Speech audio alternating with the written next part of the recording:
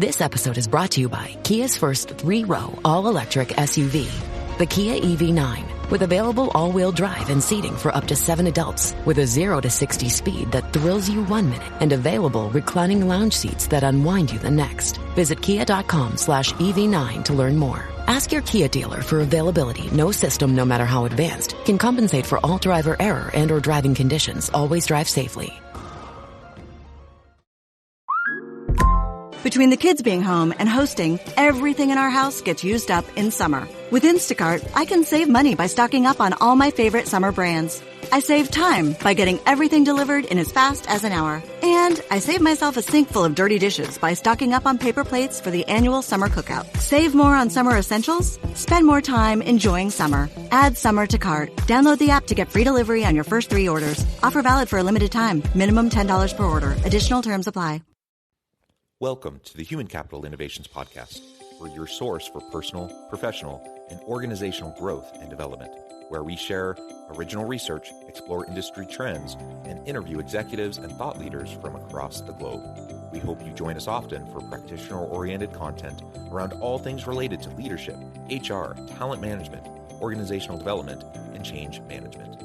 Maximize your personal and organizational potential with Human Capital Innovations Podcast. Do you enjoy the Human Capital Innovations Podcast? Please subscribe, leave a review, comment, share, and consider supporting the podcast on Patreon, even at the producer and sponsorship levels.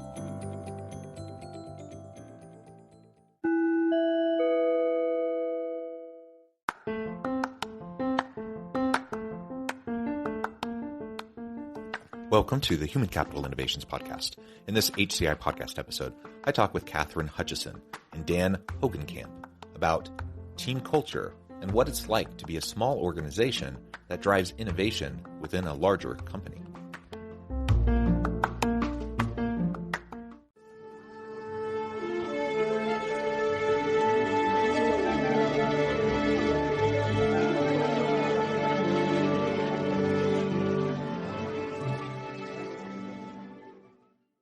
Catherine Hutchison and Dan Hogenkamp, welcome to the Human Capital Innovations Podcast. Thanks for having us, John. Yeah, it is a pleasure to be with you today. I'm super excited to have a nice conversation. Catherine, you're joining us from the Austin, Texas area. Dan, you're joining us from Philadelphia. I'm south of Salt Lake City in Utah. So we have a bit of a cross-country flavor to our conversation today. We're going to be talking about team culture generally, but also specifically in this kind of unique context that you find yourselves in right now. And that is, what is it like to build a small organization that drives innovation within a larger company? So it's kind of this tension of cultures as you have different units within a larger umbrella organization. And I think as we were talking in the pre-interview, I think many of us have experienced this and felt this tension and this struggle in the past. And frankly, I think most organizations struggle with having a healthy, positive team culture anyways. And then when you have this kind of a dynamic, it makes it even more challenging. So we're going to unpack that, talk about your experience and what you have done to try to navigate it and to really promote a really healthy, positive, dynamic team culture to drive innovation within your team. As we get started, I wanted to share Catherine and Dan's bios with everybody. Catherine Hutchison is the Senior Director of Threadsy.com, one of the nation's leading online retailers for blank apparel. She joined Threadsy in 2021, leading the launch of the business and delivering significant growth during the company's first year. Prior to Threadsy, she held multiple leadership roles in marketing and e-commerce at Retail Me Not and Whole Foods Market. Dan Hogenkamp is VP of e-commerce at Alpha Broder, one of the nation's largest distributors of imprintable blank apparel and hard goods. He provides executive leadership for Threadsy.com, a leading retailer of blank apparel online. He has been at Alpha Broder since 2019 and has served in a variety of leadership roles spanning finance, strategy, and now e-commerce. Prior to joining Alpha Broder, Hogenkamp spent 13 plus years in consulting. You both have tremendous backgrounds and expertise. Thank you so much for taking your time out of your busy schedules to join me and to share your insights with me and my listeners. Before we launch on into the conversation, is there anything else you would like to share with the listeners about just your own personal backgrounds, your own personal career trajectory and story And then we can launch on into the conversation for today. Nothing for me, just besides thanks for the time and for being here. It's exciting to be part of the conversation with you and to meet your listeners as well. You are not overly verbose, and that is totally fine. It's coming, John. It's coming. It's coming. So sometimes I ask that opening question, and people, want to share, everything, and I like getting straight to the topic at hand. So that's wonderful. So let's first just tell us a little. I already alluded to Threadsy and Alpha Broder a little bit in your bios, but if you want to just take a minute and explain a little bit more about what you're doing there, and then we can launch on into the broader topic for today.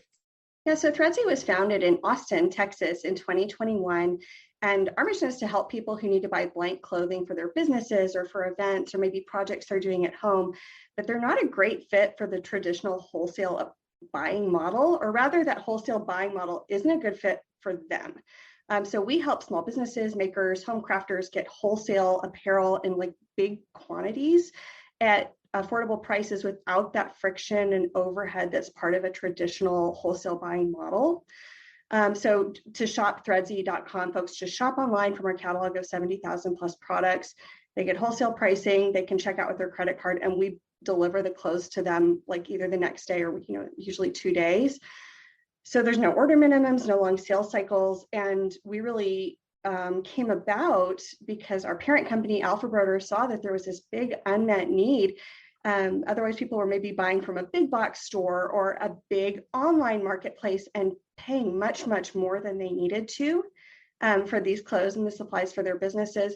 And also, frankly, I know this as a parent or as a crafter, it's kind of a struggle if you're shopping at a big box store to get the quantities of clothes that you might need for like a family reunion or for a business case. And so Threadsy came about really to meet that need. And our org structure, we're a small business within a great big business, Alpha Broder, our parent company that Dan's part of, and I'm part of too, but we really work as our own business unit. We have our own brand and our own culture because we feel like that really helps us best meet the needs of that very specific customer. Yeah, excellent. And I don't know, Dan, if there's anything you want to add just by way of kind of overview introduction. Yeah, no, I think Catherine covered it well. I mean, the primary piece here is, and the reason we're so excited about Threadsy is it really came about as a reaction of looking at the market, seeing a group of customers that were underserved, and saying, we've got a lot of ways to address this. We've got a wide assortment. We've got a lot of inventory.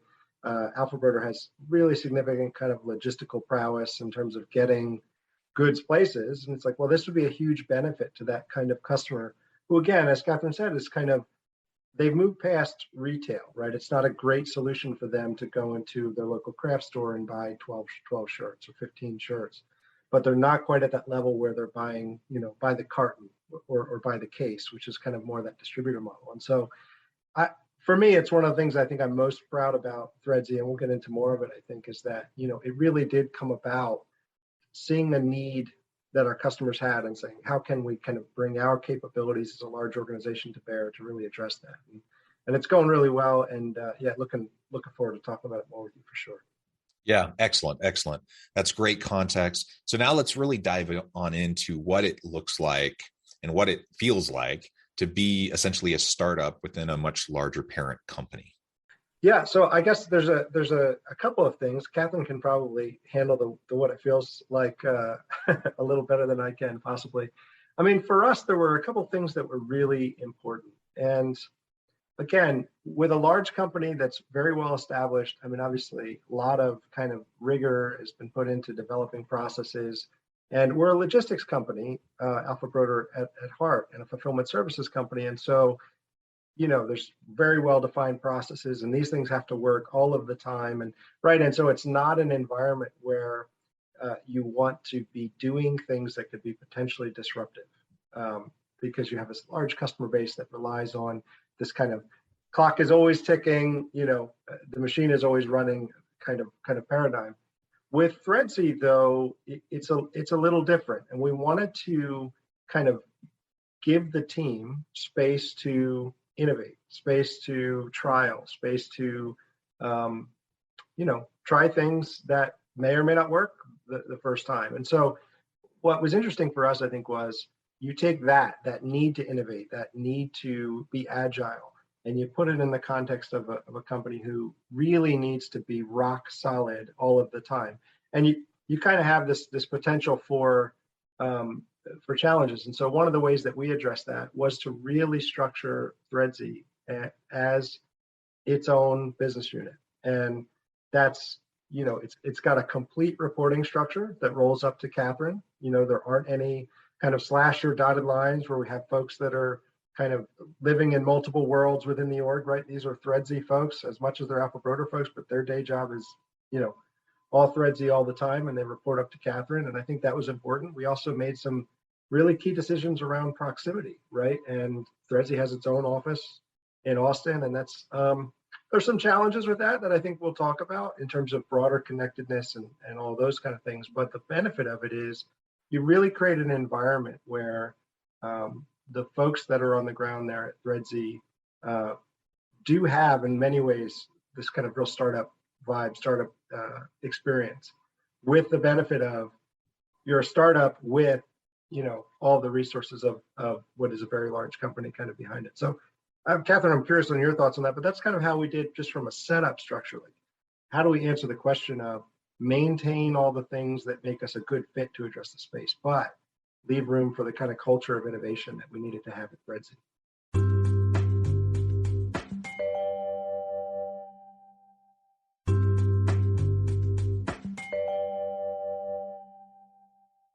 In 2021, it was interesting because I actually, I want to say auditioned because my background is in music, and it felt a little bit like an audition, but doing the interview process, getting to know the executive team at Alpha Broder, this is actually the third pretty large organization where I've been in a leadership position or led like a business unit that's doing something that's disruptive or doing something that's innovative within the larger structure. And so I had a lot of conversations and have learned a lot over the years about what can make that either one of the most amazing corporate structures to work within, or can make it really challenging and can actually, if you don't do it well, you can really stifle the growth of a startup and lose a lot of the benefits that the company's wanting. So in that interview process, before the company launched and before, we even really had solidified the full go-to-market strategy, we're having a lot of conversations with Alpha Broder's leadership and getting so excited about their vision for the structure that Dan mentioned, and feeling like, okay, this is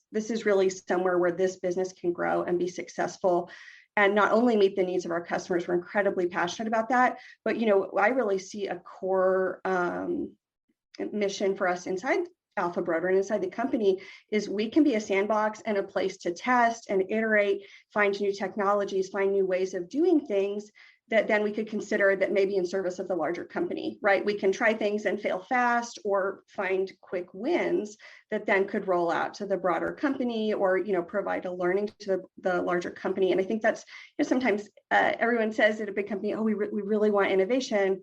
And I think with this structure, it gives a lot of freedom for the team to innovate and to try new things that may or may not work in a way that's safe for the larger organization, but also can help us deliver value very, very quickly beyond just the P&L for the individual business that we're on. Yeah, and that sandbox component, that is so important. It's one of the great things, the energy and the vibe just in a new startup organization that often, despite whatever your best intention is, as you scale and grow, and there's just more bureaucracy and structure and scaffolding around everything, which is helpful for a larger organization, it also inevitably makes it harder to have the flexibility to just be creative and innovate. And like you said, fall forward, fail fast, just try new things, right? That may or may not work. And ultimately that's how we learn and grow and we innovate and provide greater value to the marketplace. And so I love that in this context, you have all of the support structures behind the larger corporation, yet the vibe and the permission structure, to just try things in this smaller startup team. I think that's really awesome. It's been really fun. I'd say the other piece, kind of reflecting that the luxury that we've had in this structure is focus. It's pretty amazing to be within, a multi-billion dollar a year parent company and have the permission and actually being urged to focus really deeply on the success of this part of the business. I feel really lucky. And in other larger organizations, you'll get asked to do, can you innovate as like maybe 20% or as a side job? And we all know it's just so hard to prioritize and to actually really make meaningful progress if you're spread too thin. And one of the great things about this structure and really getting to spend all of my focus and energy on this business it's been really, I think, a key to the success of the business in the first year. Yeah, I agree completely. And I think it's a fantastic structure if done well. I mean, there are a number of challenges that come along. And I think the first is I really wouldn't want to be doing this with a poor leader at the helm, and for a lot of reasons. I mean, I think Catherine, in a lot of ways, was the perfect fit for this because she has in her own career straddled startups that are constantly looking, fundraising and doing that with working at very large companies. And so I think when you think about leadership in this context, it gets even more important because you have to be able to straddle both worlds, right? You have to be someone that is agile enough and is capable enough to recruit and develop and retain really high energy. I mean, folks that work at startups are different than folks that have been at the same job it's just a different dynamic. They're different. They're wired up a little different. They've got a different motor. They've got a different kind of eye for disruption and view towards established processes and all those kind of things, right? And all that's super, super useful and super great in terms of harnessing and moving the business forward. But you have to have that person that can kind of grow and cultivate that while at the same time be perfectly at home in front of a board, right? Or an executive team. And that can manage high growth, high change environments with a context that's more used to things that are more predictable. And so I think it becomes a super important piece, like for anyone that's looking at doing this or thinking about doing this, you really can't underestimate the need to have a leader at the helm that can straddle both worlds and do both things, because otherwise you end up with someone who reads great on the parent company side and great in the executive sessions, but their team is frustrated and stifled and can't, right? Or you get that person who creates this incredible environment kind of at the startup component and then just frustrates the living daylights out of everybody in the executive room because they can't ground, they can't, and so I think it's one of the things that's made us successful. And I think one of the key, there's a number of others, but I think that, it starts there with being able to manage both sides of that, because you do have very conflicting kind of context. Now, we're very fortunate in our case because our executive team at Alpha Broder is great and and has some entrepreneurial background themselves, and so just a really great team. We're very fortunate there. But man, I wouldn't want to be trying to do this in a situation where we had someone in Catherine's spot that wasn't able to kind of work in both those worlds. It's been a critical piece for us. First of all, I appreciate you saying that, Dan. I do want to acknowledge, I think Alpha Broder took a pretty big risk hiring externally for this role. My background is I've done grocery, I've done healthcare, I have a pretty diverse background, but wholesale apparel was a totally new category for me. And luckily I love it. But, I do recognize, I think it's a big risk that Alpha Broder took to bring in leadership externally in what's a pretty tight, close-knit industry. And so that's something I don't ever take lightly or take for granted. I think it works really well because the company supports me with leadership like Dan, with access to other leaders in the company to help me get up to speed quickly on the subject matter expertise. Another thing that served us really, really well is a relentless focus on who this customer is. Yep. And Alpha Broder, their acceptance that the Threadsy customer is different than who they were serving today has been pretty key in getting buy-in, getting acceptance on certain risk. Oh, we're going to change this process. We need to have a different technology solution, and really knowing what the needs are of our customer, and being able to articulate those to leadership has been a big part of that. But I do recognize, I think it's risky if you're thinking about innovation in your own company, acknowledging like, oh, that might mean that you bring leadership in from a totally different industry that may not see things the same way or get things on the first try. But it's paid off for us so far, and I'm really grateful, that it's worked out that way and to have the opportunity. Yeah. You can't understate the importance of having the right people in these positions, especially in this kind of a dynamic, especially important. I was hoping we could also just drill down a little bit more specifically into what you do to foster and really maintain this agility culture. Because, big organizations exist to self-perpetuate, right? That's the whole kind of point of the modern corporation and organization, is to make sure that they continue. And so with that then comes this kind of bias towards the status quo, which is, again, a tension with this idea of innovation. And so on the one hand, we're trying to provide structure, scaffolding, we're trying to provide resources, but there's just the nature of how larger organizations work. And on the other hand, we have this more agile team and unit, but the larger organization still, has policies, practices, and procedures that they're trying to hold consistent across, the organization for a variety of reasons. So how have you been juggling all of that in terms of, again, trying to establish and maintain a really healthy, agile, innovative culture within your smaller team?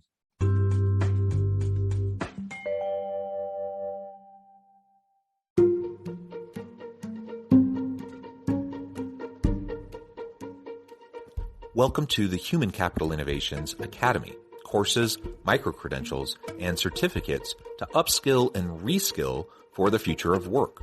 All HCI Academy courses, micro-credentials, and certificates are designed, developed, and delivered by award-winning and internationally renowned scholars, educators, thought leaders, executives, and practitioners. Our courses, micro-credentials, and certificates will help you make your mark on the future of work and make an immediate impact in your organizations. Check out the HCI Academy and our many course offerings and certificates to upskill and reskill for the future of work.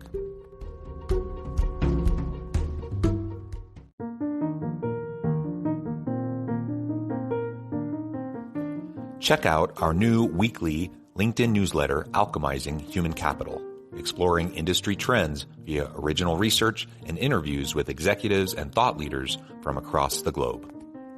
We look forward to having you join us.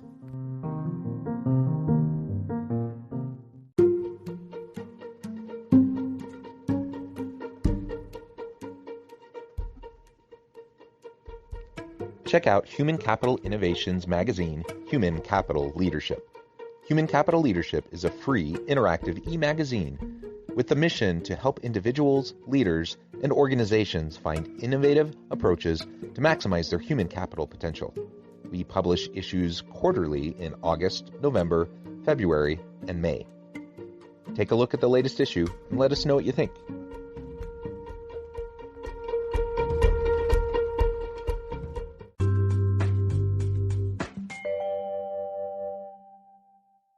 From the parent company side, it's really about, and we were fortunate in this case that this business is the same product, we're utilizing the same logistical pathways and things, but it's a different enough market. It's a different enough kind of path to market, and the way that we market to these customers, it's different enough from the parent where it's really a given that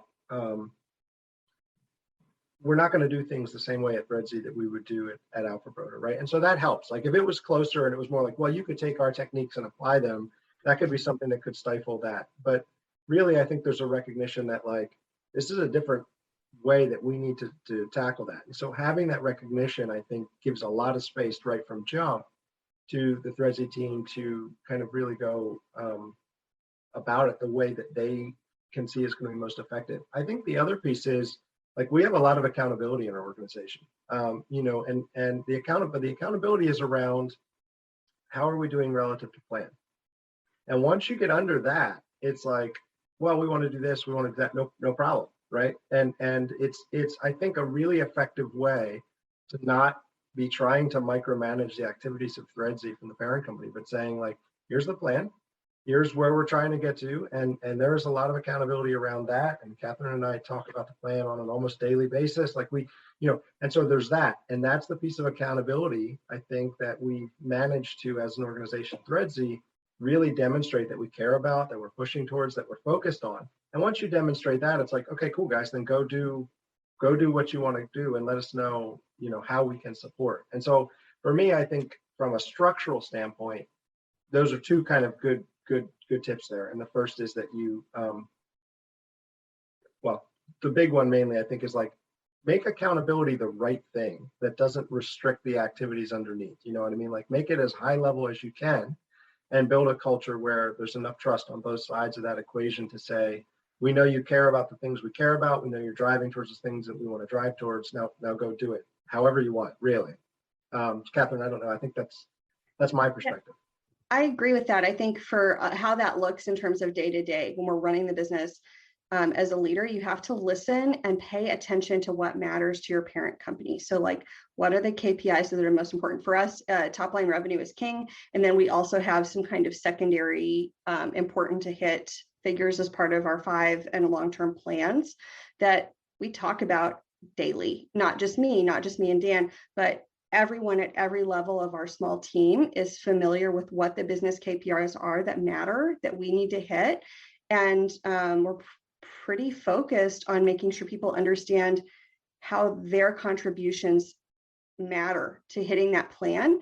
And once there's a really clear understanding of what success means to the parent company, what success means then to our team, people make great decisions. We've hired great talent. And so as long as there's a clear understanding and agreement about what we're trying to accomplish, which sometimes is the hardest thing to wrangle, as long as there's clear agreement there and consensus, the main job then is to kind of back away and let all of the very smart and capable people on the team do their jobs at a very high level. And that's how you achieve the plan, in my view. Operationally, there are a couple of things too, that we're a little bit more rigorous and structured in our weekly reporting, our daily reporting processes, being very willing to be transparent and to answer questions with no ego or defensiveness. That matters in a startup, but like at some point in a startup, you're like, well, I'm the founder and this is how this is going to go. And that's a really important part of being a startup. That dynamic doesn't translate as well to corporate cultures. And so for me, it's like being willing to embrace the parts of a startup that are really beneficial and help us grow very quickly. And then also managing that though in a way that is comfortable and safe for corporate leaders. Gives you so much more space than to go and be successful and deliver the value back that they're looking for, than trying to just bring that straight startup mentality, round peg, square hole. That just has never worked at any organization I've been part of, but kind of understanding, listening to what success means, and then translating that to your team so they have what they need to work. That's the key. I love it. I love it. Go ahead, Dan. No, I was just going to say, John, and when it comes to specific challenges, right? I think the biggest one for us, and this will pertain to anybody that finds himself in this situation, especially when you've done all the things that we've described in terms of structuring this unit to really function on its own, is how you maintain a level of connectedness between the kind of startup entity and the parent. And, it's super important for a lot of reasons, like one of which is just building rapport, because you're not like Threadsy, when they're dealing with logistics and product assortment and all that, they're not dealing with vendors, right? They're dealing with this kind of co-stakeholder, this partner in the parent company. And so the first piece is like, how do you build rapport, and how do you make all those connections with folks that if they were a vendor of yours, you might try and employ some leverage or what, but it's not going to work in the context of these are people that you're going to work with, for a long time, and you want them to be on your side and all that kind of stuff. And so, I think when I think about our challenges with the structure, that's actually, I think, one of the hardest ones. And we're still working on ways to solve it. How do we kind of overcome that proximity? Do you do it with site visits? Do you make sure that, like, for instance, we had the Threadsy team at some kind of larger Alpha Broder events over the past year, and just bring them in so they can be at the dinners and interacting with our customers, and all those kind of things, I think, remains for me one of the most important things that we have our eye on. And the other piece is what Threadsy is doing is cultivating a talent pool that is different than what we have at Alpha Broder. And we want that to be not just a benefit to Threadsy, but we want it to be a benefit to the broader organization. And so how do you find ways to maintain the laser focus that's needed for Threadsy to execute at this stage of their life cycle, this stage of their development, while at the same time providing those opportunities and saying, you know what, we're a big company, like there's lots of opportunities for talented people. How do we make those connections and keep the thing moving? So for me, Catherine, I'm curious on your perspective on that, but to me, that's kind of one of our ongoing, that we're constantly working on, that we care a lot about. And it's one that, we're doing the best we can with. I think it's one of those pieces that we're still working on solving, if I'm being completely honest. I think there's one of the things, it takes time. Just being honest and acknowledging, I think the connection between a small business unit, where in our case at Threadsy, everyone on the team has worked on the team for, 18 months or less. So I think that's normal. It takes time to find the connection with a larger company, to build the connective tissue across cross-functional groups that maybe only work together occasionally. So that's been, we've put in really concerted effort to provide the opportunity, like the Petri dish, for those connections, but not force it for the team. And I think that's something that also meeting plan, hitting success, understanding again what's motivating for not only the parent company leadership, but day-to-day stakeholders in that larger organization, and making sure that you can clearly articulate how your business unit success is in service of their success is a really important, just part of that, along with showing up and being a good coworker. That's, that there's not like a magic bullet there. You just need to put in the time and the effort to make the connection, in my opinion. Catherine and Dan, it has just been a real pleasure talking with each of you today. I note the time, I have to let you go here in just a minute, but before we wrap up, I just wanted to give you a chance to share with listeners how they can connect with you, find out more about your work, and then give us a final word on the topic for today. Sure. So you can connect with Dan or with me on LinkedIn. I know our profiles will be in the show notes. I hope you'll check out threadsy.com if you or your business are in the market for blank apparel and accessories, or maybe you just really need some project materials for your upcoming embroidery crafting like I do. Again, it's threadsy.com. And again, thanks again for having us on the show today. Don't ever take for granted the privilege and the luxury of being innovative in a startup with all the resources and support of a large organization and leaders like Dan. Anything to add, Dan? No, I think you said it well. I mean, the only piece of advice that I would give is for companies that are thinking about doing something like this, or see the need to innovate or be disruptive, or do it, right? I mean, do it.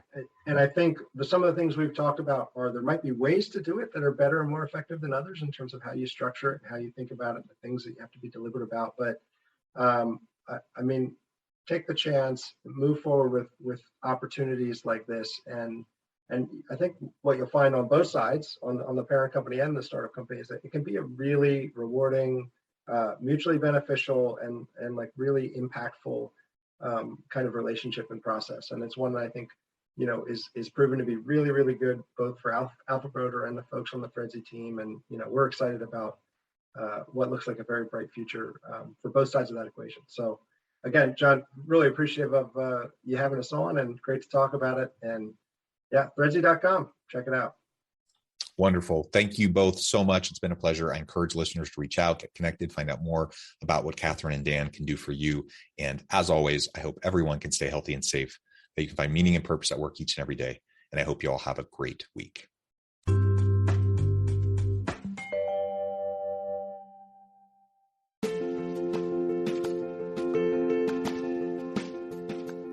Check out my new book, The Future Leader: Creating and Transforming Next-Gen Organizations. stemming from 2 decades of professional experience and over 600 in-depth interviews with executives, thought leaders, and scholars from across the globe. The Future Leader will help you explore the ordinary, everyday actions that will help you to prepare to lead in the future of work, to respond to an uncertain future, and to produce extraordinary results for individuals, teams, and organizations.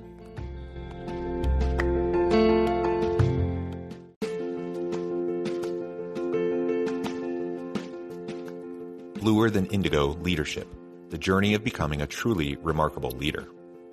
Early in my adult life, I learned about an Asian proverb that translates as bluer than indigo. If you think about the color indigo, it is a brilliant, deep, and vibrant blue, what some would call the bluest of blues. To have something that is bluer than indigo is rare and truly remarkable. Contrary to popular myth, there is no one-size-fits-all or cookie-cutter approach to effective leadership.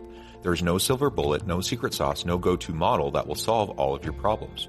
The truth is, great leaders have all had their unique strengths and flaws, and have all had to discover and then pave their own distinctive path in their life's journey to fulfill their leadership potential. Bluer Than Indigo Leadership will help you discover your own path and explore those ordinary, everyday actions that will help you respond to an uncertain future and produce extraordinary results for individuals, teams, and organizations.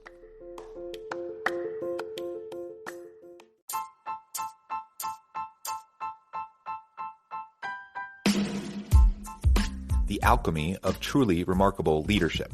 Ordinary, everyday actions that produce extraordinary results. Consider how the nature of work has shifted over the past 50 years. With increased globalization, rapid technological advancement, and the shift in economic composition, the average job of today looks very different than the average job of 50 years ago. What will the jobs and organizations of tomorrow look like? Moreover, what does this all mean for organizational leaders? What are the core competencies and capabilities of organizations and their leadership that are prepared for continued disruption and geopolitical and socioeconomic shifts? Regardless of what the future holds, increasingly, leaders need to be socially minded, data-driven, decisive, champions of talent, and disruptors of the traditional notions of leadership, teams, organizations, and work. The alchemy of truly remarkable leadership will help you to explore your own leadership competencies and capabilities and consider ways to apply and implement them into your workplace and personal life.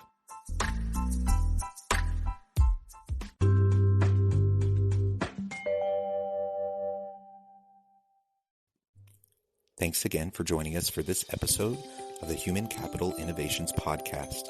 I hope you stay healthy and safe and that you have a great week.